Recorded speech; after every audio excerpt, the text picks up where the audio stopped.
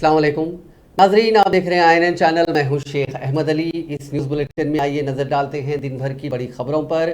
रियासत तेलंगाना के मुनुगुडु ज़मीनी इंतखाब की वोटों की गिनती के लिए तमाम तर इंतजामात मुकम्मल कर लिए गए हैं। 6 नवंबर को सुबह 8 बजे से वोटों की गिनती का अमल शुरू होगा। वोटों की गिनती के लिए 15 टेबल्स रखे गए हैं और 21 राउंड्स में वोटों की गिनती पूरी हो जाएगी। जराये के मुताबिक सुबह 9 बजे पहले राउंड का नतीजा आएगा, जो कि चोटुप्पल मंडल का होगा। हाईकोर्ट ने TRS MLAs की हॉर्स ट्रेडिंग में मुबैना तौर पर मुलविस होने के इल्जाम में गिरफ्तार 3 अफराद के खिलाफ रियासती पुलिस की तहकीकात पर रोक में मजीद तौसी कर दी है। बीजेपी कायद परमिंदर रेड्डी के वकील की अर्जी पर समाअत करते हुए अदालत ने हुक्म इम्तना बढ़ा दिया है। गवर्नमेंट प्रोसिक्यूटर ने परमिंदर रेड्डी की तरफ से दायर अर्जी का जवाब दाखिल करते हुए तीनों मुलजिमीन से तफ्तीश की इजाजत तलब की थी। वाज़ेह रहे कि 3 बार मल्लाना ने भी दरखास्त दायर की थी, जिसमें फर्द जुर्मायत करने की दरखास्त की गई थी। मजीद ये कि एक जेर हिरासत शख्स नंदू की अहलिया ने भी अदालत से रुजू किया और मीडिया हाउसेस को हिदायत जारी करने की दरखास्त की कि जब तक तफ्तीश मुकम्मल नहीं होती मुलजिम की कोई वीडियो या ऑडियो जारी ना की जाए। इंचार्ज रियासत तेलंगाना बीजेपी तरुण चुग ने मीडिया से बात करते हुए दावा किया कि TRS की जानिब से लाखों धांधलियों के बावजूद मुनुगुडु असेंबली ज़मीनी इंतखाब में बीजेपी कामयाबी हासिल करेगी। उन्होंने वज़ीर आला चंद्रशेखर राव की जानिब से TRS अरकान असेंबली की फरोख्तगी की बात पर भी तबसरा करते हुए कहा कि KCR को अपने खुद के अरकान असेंबली पर भरोसा नहीं है, जबकि इस मामले से बीजेपी का कोई ताल्लुक नहीं है। से लोकतंत्र को हथियाने का प्रयास, षड्यंत्र KCR साहब ने रचा था। वो षड्यंत्र वहां की जनता ने निष्फल किया है और निश्चित रूप से मुझे पूरा विश्वास है कि तेलंगाना में मुनुगुडु के इस बाई इलेक्शन में भारतीय जनता पार्टी जीतेगी और KCR साहब की तानाशाही, KCR साहब का भ्रष्टाचार, KCR साहब का परिवारवाद, उनका अहंकार हारेगा, क्योंकि भारत की जनता ने हमेशा ही लोकतंत्र का चीरहरण करने वालों का अहंकार तोड़ा है। जिस तरह चुनाव से कुछ घंटे पहले तक KCR के मंत्री विधायक मुनुगुडु में बैठे थे, पूरा सरकारी तंत्र, धन, जिस तरह की वीडियोस प्रेस के सामने आई, इन सब के बावजूद तेलंगाना की जनता, मुनुगुडु की जनता बहुत समझदार है। वो KCR साहिब को सबक सिखाएगी। KCR साहिब प्रधानमंत्री श्री नरेंद्र मोदी जी पर, देश की केंद्र की जनहितैषी सरकार पर लगातार आरोप लगा रहे हैं। KCR साहब, आपको प्रधानमंत्री बनने का नया शौक आया है।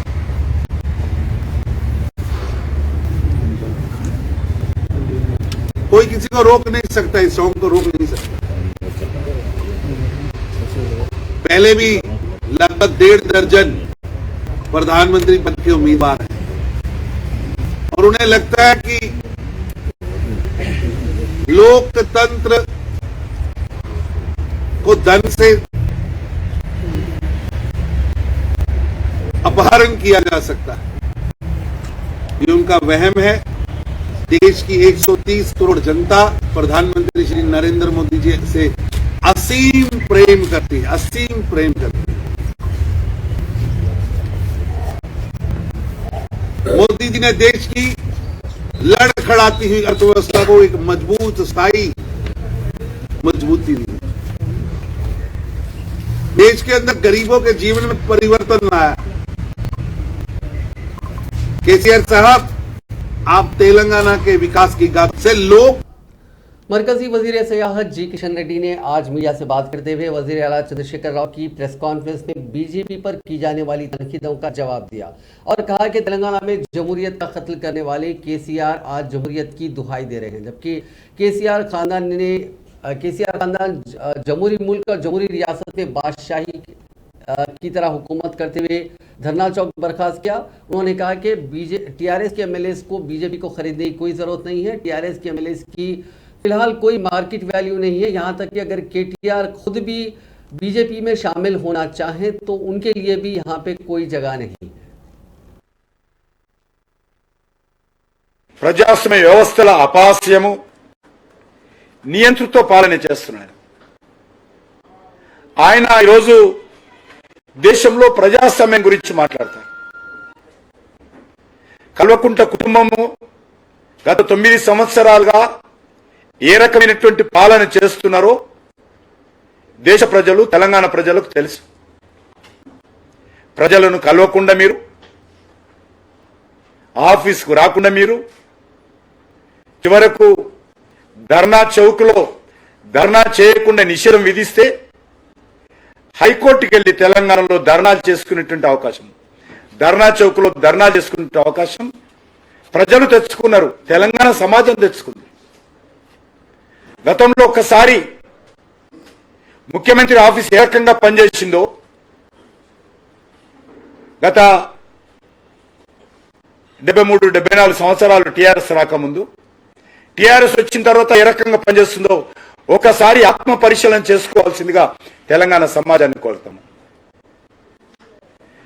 వారు ఈరోజు ప్రజాస్వామ్యం గురించి మాకు పాఠాలు నేర్పుతున్నారు. నెలలో 15 రోజులు ఫామ్ హౌస్లో ఉండేటువంటి మీరు ప్రజాస్వామ్యం గురించి మాకు మాటలు నేర్పుతారా? మీ నుంచి మేము నేర్చుకోవాలా? నేను ఒకటి వైట్ పేపర్ పబ్లిష్ చేయాల్సిన కోరుతా ఉన్నాను. మీకంటే ముందు ఉన్నటువంటి ముఖ్యమంత్రులు రోజు ఎన్ని ప్రజా సంఘాలను కలిసేవాళ్ళు,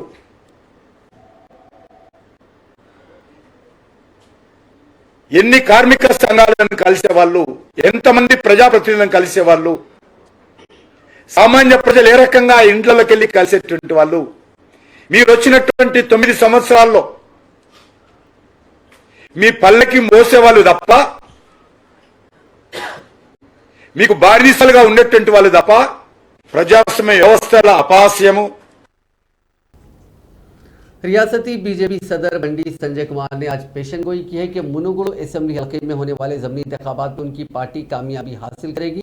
उन्होंने कहा कि वो हल्के के राय दहिंदों का शुक्रिया अदा कर रहे हैं जिन्होंने हुक्मरान टीआरएस पार्टी के हमलों के सामने ना झुककर जमहूरियत की हिफाजत की। पार्टी दफ्तर में मीडिया के नुमाइंदों से बात करते हुए बंडी संजय ने कहा कि वो टीआरएस पार्टी के जिस्मानी हमलों और धमकियों का मुकाबला करने के बाद जमहूरी जदोजहद का मुजाहरा करने पर अपने पार्टी के कारकुनों और कायदीन को सलाम पेश करते हैं। उन्होंने खबरदार किया कि वो उन अहलकारों और पुलिस के खिलाफ कार्रवाई करेंगे जिन्होंने हुक्मरान जमात के रहनुमाओं के मुजालिम की हिमायत की। उन्होंने रियासत के चीफ इलेक्टोरल ऑफिसर को भी निशाना बनाते हुए इल्ज़ाम लगाया कि सीईओ केसीआर के हाथ की कठपुतली बन गए हैं और मजीद ये कि वो मुल्क के चीफ इलेक्शन कमिश्नर से उनके खिलाफ शिकायत करेंगे।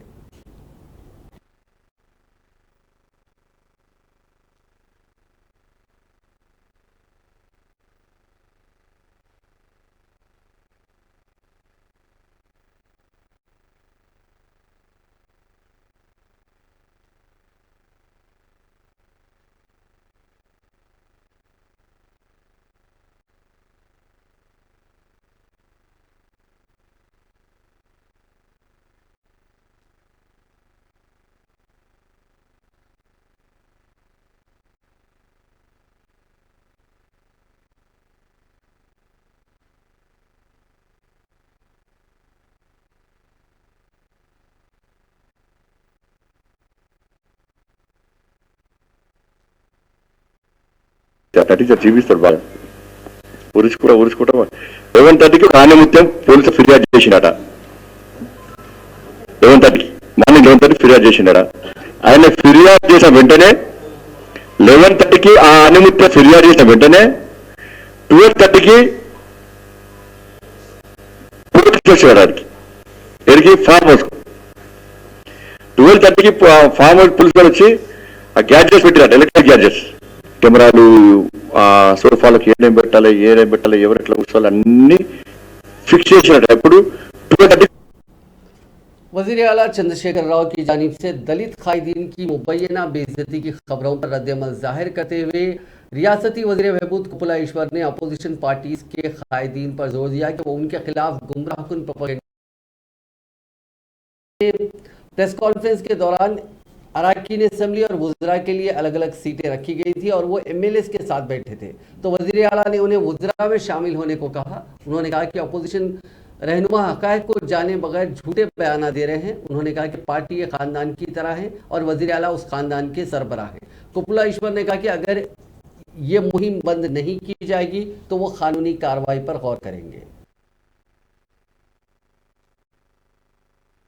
గౌరవ ముఖ్యమంత్రి గారి ప్రెస్ మీట్ సందర్భంగా ప్రెస్ మీట్ జరుగుతున్నటువంటి సమయంలో కూర్చునే విషయానికి వచ్చినప్పుడు మొన్న బీజేపీ ప్రలోభ పెట్టి టీఆర్ఎస్ పార్టీని డిస్టర్బ్ చేసి ఇబ్బంది పెట్టాలనే ఉద్దేశంతో వాళ్ళు చేసినటువంటి వెకిలి ప్రయత్నాన్ని సమాజానికి తెలియజెప్పే విధంగా ఏర్పాటు చేసినటువంటి ఈ యొక్క ప్రెస్ మీట్లో ఎమ్మెల్యేలు ఒకవైపు మంత్రులు ఒకవైపు కూర్చోవాలని, నేను ఎమ్మెల్యేల వైపు కూర్చుంటే నన్ను మీరు మంత్రుల వైపు కూర్చోండి అని గౌరవ ముఖ్యమంత్రి గారు చెప్పినటువంటి విషయాన్ని రాద్ధాంతం చేస్తూ మరి ఏదో దళితులకు అన్యాయం జరిగింది, దళిత మంత్రికి అన్యాయం జరిగిందని ఒక క్రియేషన్ చేస్తూ బీజేపీకి సంబంధించి కాంగ్రెస్ కు సంబంధించినటువంటి నాయకులు దాన్ని ఒక రాద్ధాంతం చేస్తూ అనేక వీడియోలు మరి సోషల్ మీడియాలో వైరల్ చేయడం జరుగుతూ ఉంది. దీన్ని తీవ్రంగా ఖండిస్తూ ఉన్నాం. ఎందుకంటే గౌరవ ముఖ్యమంత్రి కేసీఆర్ గారు గత 21 సంవత్సరాల నుంచి మేము వారితో కలిసి పనిచేస్తున్నాం. ఒక కుటుంబంలో పనిచేస్తున్నట్టుగా మాకు ఉంటుంది. మా తండ్రిలాగా మాకు అనేక సలహాలు సూచనలు ఇస్తూ ఉంటారు. మరి చాలా గొప్ప స్థితిలో నన్ను ఉంచారు. అటువంటి భావం కలిగించే విధంగా ఎవరు కూడా దయచేసి ఆలోచించవద్దు. వెంటనే ఆ వీడియోలన్నీ కూడా డిలీట్ చేయాలి. ఆ విధమైనటువంటి భావం వచ్చే విధంగా ఎవరు కూడా వీడియో గౌరవ ముఖ్యమంత్రి గారి ప్రెస్ మీట్ సందర్భంగా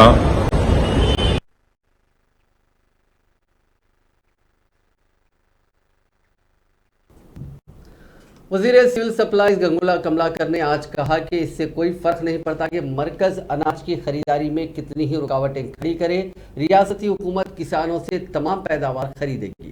उन्होंने कहा कि मरकज मुल्क में किसानों को खरीदारी और सहूलियात फराहम करने में हिचकिचा रहा है, जिसके नतीजे में FCI में अनाज की कमी है। उन्होंने कहा कि वज़ीर आला चंद्रशेखर राव की तरफ से तस्वुर करदा पॉलिसियों की वजह से रियासत में फसलों की पैदावार में काफ़ी इजाफा हुआ। उन्होंने जुमे को करीमनगर में 4 खरीदारी मराकज़ का इफ्तिताह किया। उन्होंने कहा कि गुज़िश्ता सीजन में फसलों की पैदावार 1.5 करोड़ मीट्रिक टन तक थी, जिसमें से 50 लाख मीट्रिक टन रियासत में खुराक की ज़रूरियात के लिए इस्तेमाल हुआ और मजीद 1 करोड़ मीट्रिक टन की खरीदारी की जा रही है। उन्होंने कहा कि तेलंगाना से पहले खरीदारी सिर्फ 25 लाख मीट्रिक टन की थी, जो अब बढ़कर 1.5 करोड़ मीट्रिक टन से ज़्यादा हो गई। उन्होंने बताया कि 6713 खरीदारी मराकज़ की तजवीज़ थी, जिनमें से 1545 मराकज़ पहले ही कायम हो चुके हैं।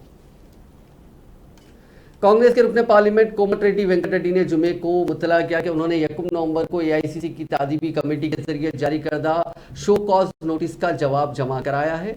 मुबैना ऑडियो टेप पर उनके खिलाफ नोटिस जारी किया गया था, जिसमें वो अपने भाई और बीजेपी उम्मीदवार राजगोपाल रेड्डी को मुनुगुडु ज़मीनी इंतखाबात में वोट देने के लिए कहते हुए सुना गया था। उन्होंने कहा कि उन्होंने AICC को एक मुहरबंद कवर लेटर जमा कराया है। वेंकट रेड्डी ने दावा किया कि वो ऑडियो फर्जी था और डॉक्टरेट था। उन्होंने कहा कि NSUI के दौर से वो कांग्रेस से वाबस्ता है। करीब पिछले 35 साल से उन्होंने कांग्रेस पार्टी की खिदमत की है। हालांकि पार्टी ने उन्हें उनकी सीनियरिटी के मुताबिक वो मुकाम और एहतराम नहीं दिया। तेलंगाना प्रदेश कांग्रेस कमेटी के सदर रेवंत रेड्डी और साबिक वजीर मोहम्मद अली शब्बीर ने आज जुक्कल कॉन्स्टिट्यूंसी में मिनूरू में राहुल गांधी के एक जलसे आम जो 7 तारीख को मुनक्किद होने वाला है, इसकी तैयारियों का जायजा लिया। आज सीनियर कायदीन के हमरा इन्होंने मुख्तलिफ चीज़ों का मुख्तलिफ तैयारियों का जायजा लिया, जिसमें मीटिंग वेन्यू, पार्किंग और दीगर सहूलियात शामिल है। मकामी कायदीन के साथ उन्होंने इस सिलसिले में तफसीली बातचीत की। रेवंत रेड्डी ने कहा कि अगले 3 दिन काफी अहम है क्योंकि राहुल गांधी की भारत जोड़ो यात्रा तेलंगाना में 7 नवंबर को इख्तिताम पजीर होगी और वो महाराष्ट्र में दाखिल हो जाएंगे। उन्होंने कहा कि राहुल गांधी के तेलंगाना से जाने से पहले एक बड़ा जलसा मुनक्किद किया जा रहा है। पदयात्रा 5 और 6 को जारी रहेगी। 5 तारीख को कोई कॉर्नर मीटिंग नहीं होगी, जबकि 6 तारीख को कॉर्नर मीटिंग, माफ कीजिएगा, 5 को कॉर्नर मीटिंग होगी, जबकि 6 तारीख को कॉर्नर मीटिंग नहीं होगी। लेकिन 7 को एक बहुत बड़ा जलसा मुनक्किद किया जाएगा, जिसमें आदिलाबाद, पेद्दापल्ली, करीमनगर, जहीराबाद और निजामाबाद पार्लियामेंट्री कॉन्स्टिट्यूंसीज के हजारों लाखों कारकुन और वहां के मकामी अवाम उसमें शामिल होंगे। उन्होंने कहा कि 7 तारीख को राहुल गांधी की एक विदाई तकरीब होगी जिसमें सभी सीनियर कायदीन हिस्सा लेंगे। साथ ही महाराष्ट्र के कायदीन भी इस मीटिंग में शामिल होंगे और ये मीटिंग देगलूर में मुनक्किद की जाएगी। सीएलपी कायद भट्टी विक्रमार्का ने 7 नवंबर को साबिक सदर ऑल इंडिया कांग्रेस राहुल गांधी की भारत जोड़ो यात्रा को निजाम शुगर फैक्ट्री के पास कामयाब बनाने और उसी रोज जलसे आम में ज्यादा से ज्यादा आवाम की शिरकत को मुमकिन बनाने के सिलसिले में पार्टी कायदीन का इजलास मुनक्किद करते हुए पार्टी कायदीन को मुखातिब किया। उन्होंने कहा कि राहुल गांधी की भारत जोड़ो यात्रा तेलंगाना में कांग्रेस को मजबूत बनाने के लिए मददगार साबित होगी। उन्होंने कहा कि कांग्रेस पार्टी में राहुल गांधी से बेहतर कायद कोई और नहीं है और उन्हें उम्मीद है कि राहुल गांधी की क़यादत में कांग्रेस मरकज और रियासत में इख्तिदार पर फायज होगी।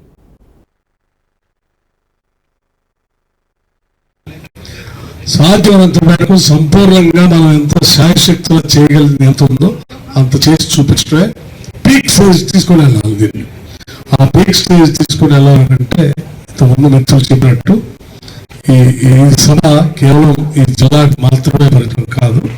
జిల్లాలో ఉన్నటువంటి వాళ్ళు సరే సమావేశం పక్కన ఉన్నటువంటి నియోజకవర్గాల్లో ప్రజలందరినీ కూడా భారీ ఎత్తున సమీకరించండి. కానీ రాష్ట్ర వ్యాప్తంగా ఎంత దూరం అయినా సరే, ఎంత మారుమూల ప్రాంతమైనా సరే, అక్కడి నుంచి కూడా నాయకులు కార్యకర్తలు మాత్రం భారీగా సాధ్యమైనంత మేరకు కదిలి రావాల్సిందే. దూరం అనేది మన పెద్ద సమస్య కాకూడదని నేను భావిస్తా ఉన్నాను. ఖమ్మం, ఆదిలాబాద్ జిల్లాలు చాలా దూరం అయినప్పటికీ మేము కూడా మా జిల్లా నుంచి కూడా మా డ్యూటీ అయిపోయినప్పటికీ కూడా మా జిల్లా నుంచి కూడా పూర్తిగా పెద్ద ఎత్తున సాధ్యమైనంత వరకు కార్యకర్తలు అందరూ కూడా తరలిచ్చి భద్రాచలం నుంచి మొదలు పెడితే ఖమ్మం వరకు, పాలేరు వరకు కూడా మొత్తం అన్ని సమావేశాలు ఇప్పటికే మేము పెట్టుకుంటున్నాం. చివరి సమావేశానికి దాదాపు ప్రతి నియోజకవర్గం నుంచి కూడా, ప్రతి మండలం నుంచి కూడా ఖమ్మం జిల్లాలో ఆ రోజు సమావేశానికి వచ్చేటట్టు మేము తప్పనిసరిగా చేస్తాం. ఇదే స్ఫూర్తిని అన్ని జిల్లాల్లో ఉన్నటువంటి అత్యంత దూరమైన ప్రాంతాల్లో కూడా ఆలోచన చేయాలని చెప్పి నేను మీ అందరికీ సంపూర్ణంగా రకంగా చేస్తా ఉన్నాను. ఈ సమస్య మన సమస్య, ఈ సమస్య మనందరి సమస్య. భవిష్యత్తులో 2023-24లో మనందరం. तेलुगु देशम पार्टी के सदर एन चंद्रबाबू नायडू ने आज कासानी ज्ञानेश्वर को तेलंगाना टीडीपी का सदर मुकर्रर किया है। वो बी नरसिम्हलू के जानशीन होंगे जिन्हें अब पार्टी के पॉलिट ब्यूरो में शामिल किया गया। टीडीपी ने जुमे को इस सिलसिले में एक लेटर जारी किया। ज्ञानेश्वर 10 नवंबर को चार्ज संभालेंगे। वज़ीर आज़म नरेंद्र मोदी 12 नवंबर को तेलंगाना के रामागुंडम का दौरा करने वाले हैं। वो Ramagundam fertilizers and chemicals limited का दौरा करेंगे और उसे कौम के नाम वक्फ करेंगे।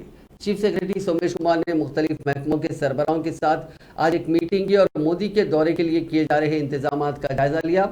सोमेश कुमार ने मुख्तलिफ महकमों के अफसरान को हिदायत दी कि वो पीएम के दौरे के बेहतरीन इंतजाम करने के लिए एक दूसरे के साथ तालमेल पैदा करें। सोमेश कुमार ने इस बात का अदा किया कि ब्लूबर्ग सदर, नायब सदर, वज़ीर आज़म और उनके अहल खाना को दी गई सिक्योरिटी की तफसीलात के मुताबिक पंडाल पर अमन और सलामती के लिए मुनासिब इंतजाम किए जाएंगे। इस जायजा मीटिंग में DGP Mahendra Reddy, South Central Railway के general manager Arun Kumar, Ramagundam fertilizer factory के सीईओ AK जैन, महकमे दाखिला के चीफ सेक्रेटरी रवि गुप्ता और दीगर सीनियर ओहदेदार मौजूद थे। खबर अजीम मीडिया से बात करते हुए वजीर IT KT रामाराव ने कहा कि चीफ मिनिस्टर के दफ्तर को वज़ीर आज़म के दफ्तर से RFCL के बाद RFCL या उसके दौरे या इफ्तिताह के बारे में कोई बाज़ाब्ता इत्तला मौसूल नहीं हुई है। जुमे के लिए सुबह अडिकमेट फ्लाईओवर के करीब तेज रफ्तार बाइक से गिरने से 2 नौजवानों की मौत हो गई। उनकी शिनाख्त कामारेड्डी के भुवन और निर्मल के रोशन के तौर पर हुई। दोनों की उम्र 20 साल के करीब थी और वो सिकंदराबाद के एक प्राइवेट कॉलेज से BBA कर रहे थे। पुलिस ने मौके पर पहुंचकर लाशों को पोस्टमार्टम के लिए मुंतकिल किया। కొద్దిసేపు ఏడవకుండా నాకు అర్థం చేస్తున్నా తర్వాత కలిసి మీరు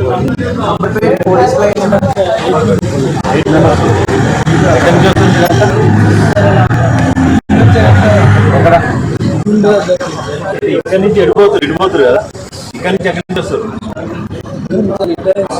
ఇక్కడి నుంచి ఎక్కడి నుంచి వస్తున్నారు? పెట్రోల్ బంక్ ఎక్కడ తాగిరు? తాగలేదా? స్మెల్ తాగలేదా? వాళ్ళ సంగతి తర్వాత నువ్వే తాగలేదా? ఎక్కడి నుంచి వస్తున్నారు ఫ్రెండ్స్ అంతా? ఇక్కడ పెట్రోల్ బంక్ చేద్దాం ఇడిపోయి మళ్ళీ ఇడిపోతారా? నల్లగొండలు ఉన్నాయి కదా పెట్రోల్ బంకులు. ఇప్పుడు ఆ బండి ఎవరు నడుపుతారో చనిపోయిన దాంట్లో నిఖిల్ సమాజ్ చెప్పాలి. ఈ పిల్లల పేరు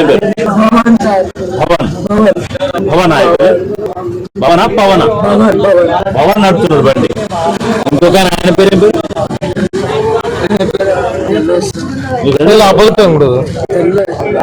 ఆయన వెనకాల కూర్చున్నా బాబు సూర్య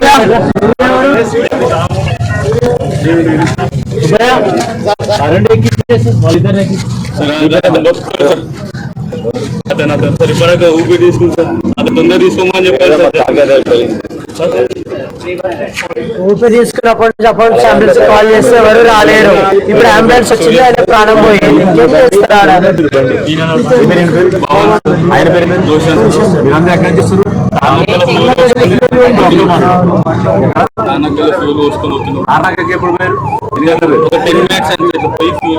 10 నిమిషాల క్రితం వెళ్ళిపోయి పెట్రోల్ బంక్ మన వస్తారు.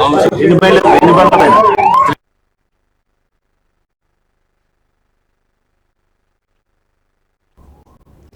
जुमे को दुंडीगल के करीब एक स्कूल बस को ट्रांसपोर्ट ट्रक ने टक्कर मार दी। इस वाकये में किसी भी तालिबे इल्म को कोई नुकसान नहीं पहुंचा, अलबत्ता गाड़ी को बुरी तरह नुकसान पहुंचा। बस का ताल्लुक द क्रैक प्लैनेट स्कूल से था और ये वाकया श्री रामनगर कॉलोनी के करीब पेश आया। इस वाकये में खातून राहगीर जख्मी हो गई। उसे फौरी तौर पर इलाज के लिए करीबी अस्पताल ले जाया गया। शहर के मज़ाफ़ाती इलाके पिदम्बरपेट में एक कार बेकाबू हो गई। आंध्र प्रदेश के ओंगोल से हैदराबाद की सिमत आने वाली कार बेकाबू होकर सड़क पर ठहरी हुई लॉरी को टक्कर दे दी। इस हादसे में 2 राहगीरों समेत कार सवार यानी जुमला 6 अफराद जख्मी हो गए। जख्मियों को इलाज के लिए हॉस्पिटल मुंतकिल कर दिया गया। कार सवार अफराद की शिनाख्त BN रेड्डी नगर के रहने वाले वीरा नारायणा के अरकान खानदान के तौर पर की गई। वो ओंगोल में अपने रिश्तेदार के पास तकरीब में शिरकत के बाद वापस हो रहे थे कि हादसा पेश आया। पुलिस ने इस मामले में केस दर्ज करके छानबीन शुरू कर दी है। रियासत छत्तीसगढ़ की राजधानी रायपुर से हैदराबाद आने वाली प्राइवेट बस में 80 लाख रुपए की चोरी का वाकया पेश आया। शहर के मज़ाफ़ाती इलाके मेडचल के पास ताजिर ने देखा कि रकम गायब है। उसने बस रुकवा दी। ताजिर ने ड्राइवर और मुसाफिरीन से पूछताछ की तो मालूम हुआ कि बस ज़िले निज़ामाबाद के इंदरवाई के पास कुछ देर के लिए रोकी गई थी। बस को वापस वहां ले जाया गया और पुलिस को इतला दी गई। डिचपल्ली सर्कल इंस्पेक्टर ओरेंदल वाई पुलिस वहां पहुंच गई। CCTV फुटेज का जायजा लेने पर मालूम हुआ कि रकम का सरका वहां नहीं किया गया। पुलिस इस पूरे मामले की छानबीन कर रही है। हैदराबाद CCS से वाबस्ता एक इंस्पेक्टर खातून के साथ रंगे हाथों पकड़ा गया। इस मामले में मकामे वाक़े पर पहुंचने वाले होमगार्ड पर हमले के इल्जाम में उसे गिरफ्तार कर लिया गया। जराये के मुताबिक राजू नामी इंस्पेक्टर हैदराबाद CCS से वाबस्ता है। वो मुनगुड़ असेंबली इंतखाबात की ड्यूटी के बाद कल घर वापस हो रहा था। इस दौरान उसकी बीवी को पता चला कि इंस्पेक्टर किसी और खातून के साथ कार में है। वो आधी रात को बच्चों के साथ सागर नेशनल हाईवे पहुंच गई और उनके दरमियान बहस और तकरार हो गई। इसी असना में वहां से गुजरने वाली पेट्रोलिंग ड्यूटी पर मौजूद होमगार्ड वहां पहुंच गया और मामला फहमी की कोशिश की, जिस पर इंस्पेक्टर पर इल्जाम है कि उसने होमगार्ड पर हाथ उठाया। इंस्पेक्टर की सकत की इत्तला होमगार्ड ने वनस्थलीपुरम पुलिस के हुक्काम को दी और होमगार्ड की शिकायत पर पुलिस ने केस दर्ज करके इंस्पेक्टर को गिरफ्तार कर लिया। मालूम हुआ कि बाद शोहर बीवी में बातचीत हो गई। हैदराबाद के इलाके राजेंद्र नगर में एक ड्राइवर एटीएम में जमा कराए जाने वाली रकम लेकर गाड़ी के साथ फरार हो गया। पुलिस उसे तलाश कर रही है। तफसीलात के मुताबिक राइटर सेफगार्ड नामी कंपनी की जानिब से केनरा बैंक के एटीएम मशीनों में रकम जमा करवाने के लिए सिक्योरिटी फराहम की जाती है। कंपनी में 2 रोज कबल एक शख्स ने फारूक के नाम से नकली शनाख्ती कार्ड दिखाकर ड्राइवर की मुलाजिमत हासिल कर ली। कल शाम राजेंद्र नगर इलाके की एक एटीएम मशीन में रकम जमा करवाई जा रही थी कि ड्राइवर रकम जमा करवाने के दौरान तवज्जो मुंतशिर करके गाड़ी के साथ फरार हो गया। उस गाड़ी में लाखों रुपए थे। ड्राइवर बदवेल से होता हुआ किस्मतपुर ब्रिज के पास पहुंचा। वहां उसने गाड़ी रोक दी। गाड़ी में से उसने सिर्फ 3 लाख का बैग हासिल कर लिया, जबकि बकिया रकम छोड़ दी। ड्राइवर रकम और सिक्योरिटी अमले की 2 बंदूकें लेकर गाड़ी छोड़कर वहां से फरार हो गया। पुलिस ने इस मामले में केस दर्ज कर लिया और मसरूफ तहकीकात है। आज जुबली हिल्स के इलाके में तबला पब के पास काफी सिक्योरिटी बढ़ा दी गई थी। वहां पवन कल्याण का मकान है। ये जुबली हिल्स रोड नंबर 35 पर है। यहाँ जनसेना के जो कारकुन है उनकी जानिब से मुजाहरे के पेश नज़र ये सिक्योरिटी इंतजाम किए गए।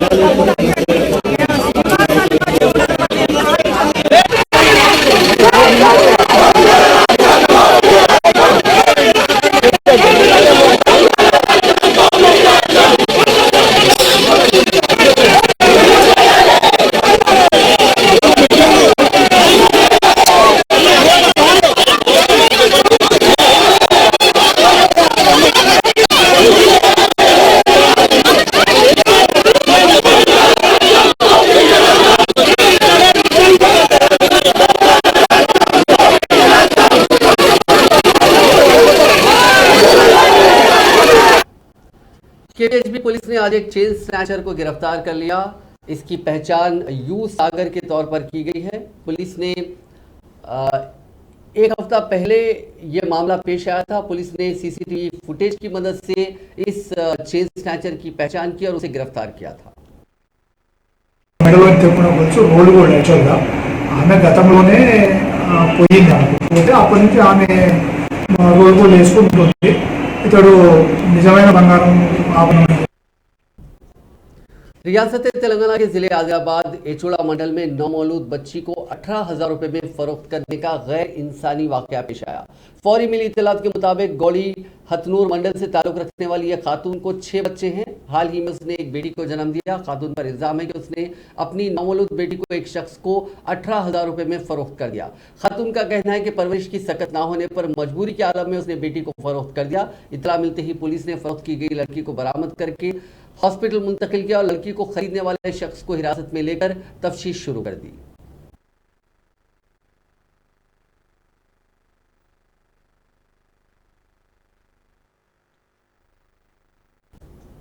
गले में ऑमलेट फंस जाने की वजह से एक शख्स की मौत हो गई। ये वाकया तेलंगाना के जनगांव के बुच्चन्नापेट में पेश आया। मकामी 38 साल भोपाल रेड्डी कल शराब की दुकान में बैठकर मैनोशी कर रहा था। मैनोशी के साथ वो ऑमलेट खा रहा था कि ऑमलेट उसके गले में फंस गया, जिसकी वजह से शराबी की मौत हो गई। पुलिस ने लाश को सरकारी दवाखाने के मुर्दाखाना मुंतकिल किया और छानबीन कर रही है। नाजरीन, इस न्यूज बुलेटिन में बस इतना ही। आप देखते रहिए INN चैनल।